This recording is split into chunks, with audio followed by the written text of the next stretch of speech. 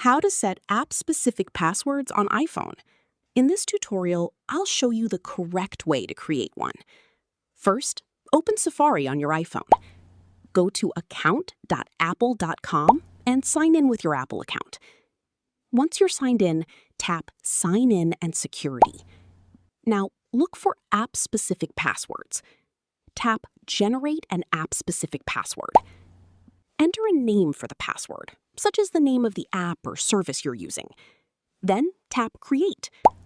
Your Apple account will generate a unique app-specific password.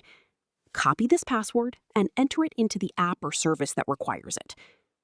If you don't see app-specific passwords, your account may not support this feature. And that's it.